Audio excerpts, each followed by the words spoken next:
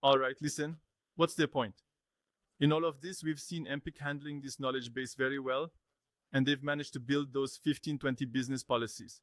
However,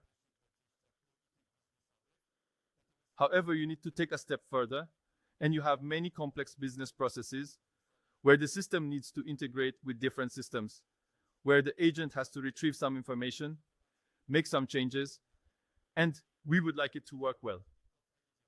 I suppose many of you have already had this experience either with Zawisha or with other vendors, where you've seen those large tree-like structures of workflows. Today, I found the largest workflow of our client has exactly 500, as if those connected loops have stopped being maintained.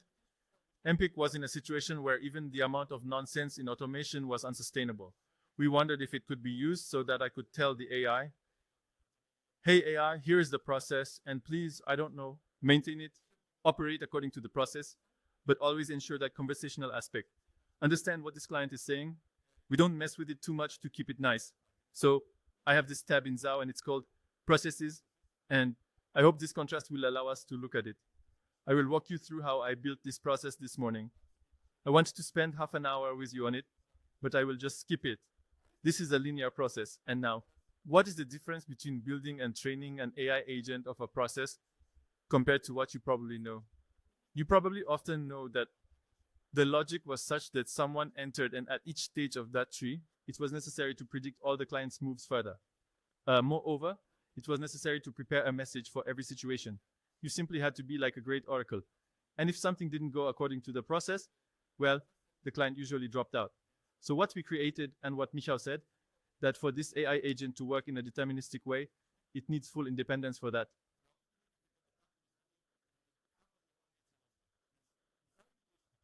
We have this first stage, the start of the process.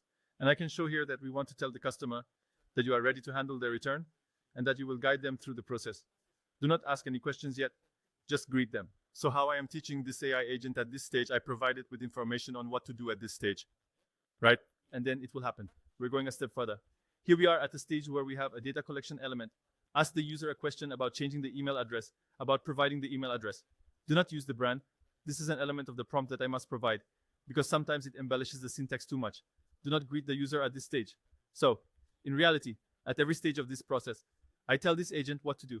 So really, and now there will be a more interesting block, because here is this email address recognition, which is somewhat an element where I can write a prompt for this AI agent and tell it, hey, at this stage, your task is to recognize this email address and extract it. I know it may look terrifying. Here's a piece of code. We are still working on it. This interface will be much better and will have much cooler elements and so on. But I wanted to show you that at each stage, I control what happens with it. And in a moment, I will show you how the whole thing looks. So here I am saying, recognize the email address for me.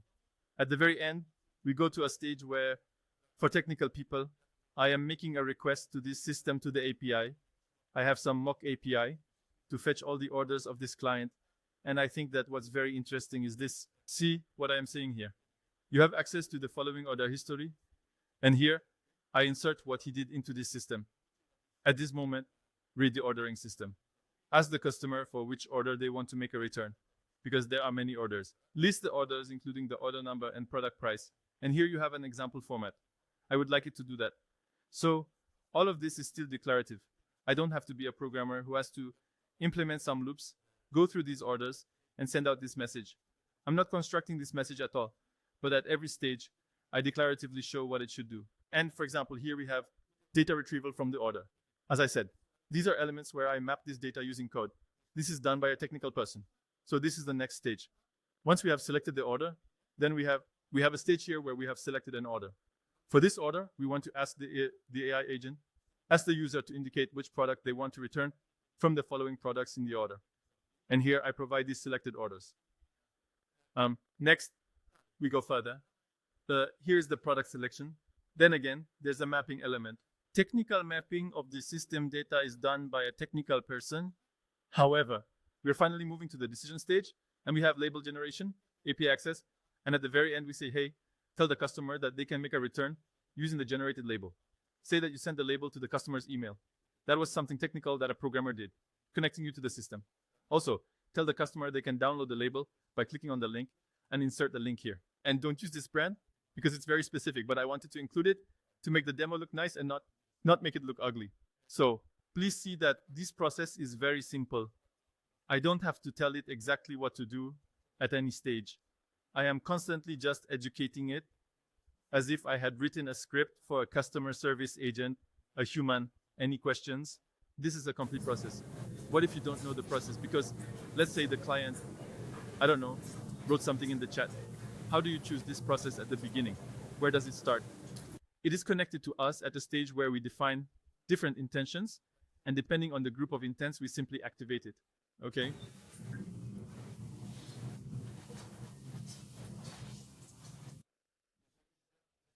The topic of intents is a big one. I think Michał can address it. There are various methods. All right. There are various technologies to detect links. Ultimately, it's about directing the user to the appropriate path. So if in the first element of this process, where you didn't land, even if this technology didn't hit, every user will say, hey, I mean something else. So I direct to this new one, to this new one, to this new event. However, with the advancement of technology, grouping and directing interventions is increasingly always the case. We are beginning to adopt an approach where we integrate different technologies. And again, it is a multi-step approach. We don't just take one technology and apply it to one technology. Underneath, there are several different ones, and a certain consensus wins. So we see that it works. And you have a situation where if you use typical NLU machine learning, it handles short phrases very well, but it performs much worse with, so to speak, larger litanies of text. On the other hand, detecting intentions using LLMs fares much better with longer texts and not quite as well with shorter ones. And let's also remember that even though quite often a client writes, even a person doesn't know what they mean. And there is this element of follow-up questions and something. What I'm currently working on together is simply building an integrated system that if there is ambiguity regarding intent, the system itself will ask further questions, meaning the agent will, in a controlled way, ask the client what they mean. And that is a challenge. And we do not hide it. It is definitely a challenge. All right, listen, this is how it looks. The process is built much, much simpler. I just want to point out one more thing. Thanks to finally being able to document this process in a very easy way. And please see that I am just telling him what to do. And I am not directing him on how to write this message. It is transparent for him. Whether this conversation is conducted on the chat channel, which I will show you in a moment, and Maya will then present the voice, because we wanted to reach a situation where there is one AI agent, one definition of the process, and how it will behave, whether it's a chat channel, email, or voice, is like the definition of the persona, its proper behavior. So our goal, which we are now optimizing, is for non-business individuals to be able to easily handle and implement this process so that it can be easily defined and controlled. And now, I will ask him how I can return a product.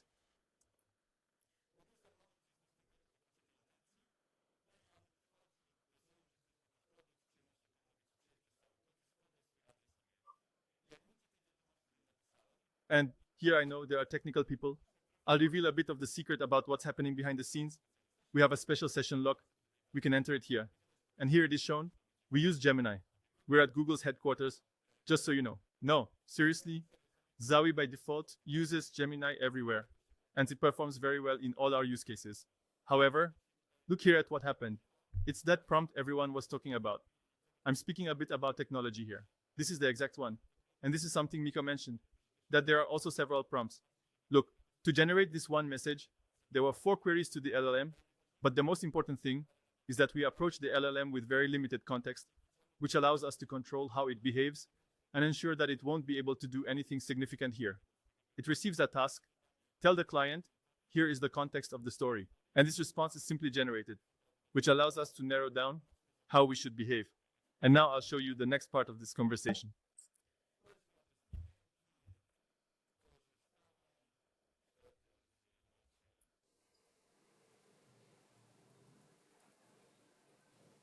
Well, and at this stage, that's how people write, right? People in line when simply, and now we have made this query to the API. Please provide the order number you want to check. I have the following orders. See, it has been listed here. And to show you the capabilities of this tool and these language models, I will refresh this. Again, a dozen or so queries to this language model to ensure security. However, the most interesting thing is this query, because here, see what I promised you. This is exactly the communication. You have access to the following order history. I put in here what the server returned and what the API returned, because the language models are very good at understanding this, and I just ask it, hey, ask this customer what return they want to make, choose the order number, they get the whole context, and as a result, they receive a very nicely formatted message.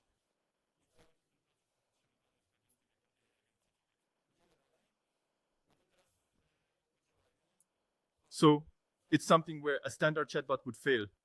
It would collapse immediately. I mean, the last one. That's how a person writes, right? Here, the formatting exploded, but that's a matter of the prompt. However, see, right? It was able to independently identify which order it was about. And why does it do that? Because the language model is capable of understanding it. And now again, I'll show you the guts, because I want to be super transparent. What happened here? Well, we went to LLMA and simply told it, hey, here's a list of these orders, here's the conversation history, and someone needs to write what I meant recently. Sorry, I think this isn't the one. No, not this one. It will be this one. Yes, this is the prompt. We simply approach it with information on how to do it. We give it a list of those orders. We give it a few examples, but it can figure out how to do it on its own. And that's the remarkable power of this technology, large language models and Gen AI, because it's something that a programmer in the old technology would script for a week to predict all the cases and still wouldn't predict them all. And it's like this cognitive, that it is cognitive and understands humans very well. It is able to conduct such thing. And we can move on. Again, in the order there are. You have the following products. Which of these products do you want to return? I want. The Tita doesn't taste good. All right.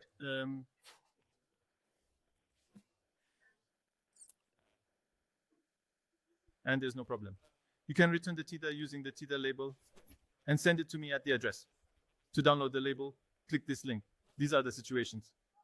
I knew I would get this question. Sorry, I was doing it this morning, and maybe this isn't the best example, but indeed we could now add a query here that before we allow you, we could define that if there is this logic in which we need to confirm whether the product was used. I would only need to add another prompt, ask the client if the product was used, and if it was and informs that it was used, then unfortunately, you cannot return it because we do not accept returns of chew toys. However, if it was not used, you can definitely return it. That's what I wanted to show you here. And I'm finishing up because I know it's been a while. So this is a technology that we are beginning to fully control. And it is a tool that allows our team and our clients to fully implement these processes from start to finish. However, you see, it would be impossible if I didn't know this process. And quite often, the most important stage of how to work with the client and what we need to do is that we conduct such process mapping workshops with our client, where we define exactly, open these processes, try to understand how it all works, and only then can we translate it into language. But I also had to spend time when I learned it. And the last piece of information from my side, we conducted a series of tests on different clients and the same processes, order statuses, product exchanges, transaction status updates, and canceling a transaction. On the chatbot, their effectiveness was at the level of 20, 30, 40%, because a person always wrote differently than we anticipated on the AI agent supported by this technology. Depending on the use case, we see an increase in effectiveness from 20 to 40, 50 percentage points. So understanding this language and simply having this type of technology allows us to do this. We are at the stage where we are slowly starting this engine, implement with various clients, and we already have the first cases. We're learning it thoroughly, continually building. It will become easier and easier. But this is the direction technology will go, meaning defining processes in a declarative way, still allowing mathematics, technology to make decisions. And as Michał told you, LLM is just a text machine. Maybe not just because it is a beautiful text machine, but properly controlled, it can guide us through this process in a very nice way. Questions, or do we move on? Question. I saw that you had everything written in Polish in that whole process. And I just wanted to ask how it looks. For example, a benchmark of Polish versus English. Do you, for instance, advise that such a process be better formulated in English? because then the machine might handle it better. Since more text is available and later translate into Polish moderately, because not always. Michał, will you answer this question? Or is it better to define processes in Polish or in English? I will intentionally do it in Polish to show how it works, but I don't have that much experience. Definitely, English indeed works with RRMs better than Polish. However, Polish is one of the strongly supported languages and they function quite well. At the moment, we kind of, to avoid situations where, you can indeed approach it with two different strategies. One of our strategies, which we are now publishing and working on. There is a translation of the entire front end into the language in which the large language model is expected to provide responses, meaning the language of the conversation. And we see that this causes the best results when it comes to the response itself. However, currently we operate based on a model in which only we rather communicate in English and then translate into questions. And that's exactly rather part of this front actually, which Maciej showed here was in English, meaning that was the system part, and part was in Polish. And as you can see, it worked quite well. We forgot. There is no obvious answer. Models are evolving. It's not clear how it will be. Yes, great. Do you have any more? Can you show how to maintain context, for example? How to pause this question now? I want to change my mind and return both products from this order. It will not handle it. My Didios is not handling it. I didn't prepare a demo for this, but do I have something? I know we'll show you that on my demo, because I'll display voice, and it's done there. No, because it displays the moment when it's in the so-called open state, and when we'll be asking how it will manage. I didn't build it here, so I won't lie, but I'll show it to you in a moment on my demo when I open it underneath.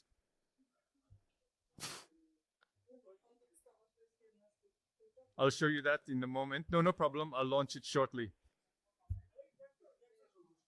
That means you skip there through integration. Let's say the technical parts the programmer will handle for you, right? That's me. And how do you manage access keys to the system?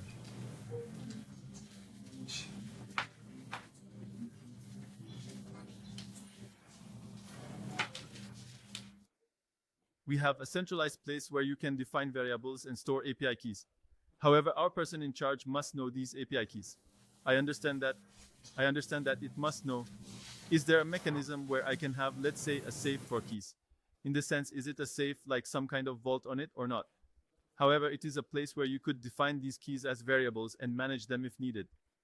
Only two. All right. And the portability of integration, can I take it? We work with Nathan and ATN. There is. Here I see that you are creating your own integration interface. So I understand there's no import from other systems. No, I don't see from your expression that no.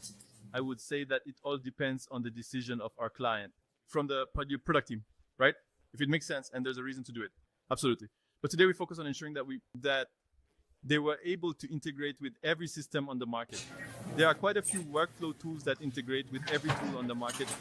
And that's why, sure, however, one of our clients' cases who is doing a lot of automation with us today is that they have very old systems which only have a clickable interface. They have implemented RPA on this, as far as I know, probably on UiPath, and there's an API exposed, which Zowie uses. Let's remember that many of these back office processes are partially automated by RPA, and the AI agent aims to provide a communication interface on chat, email, and voice to automate this.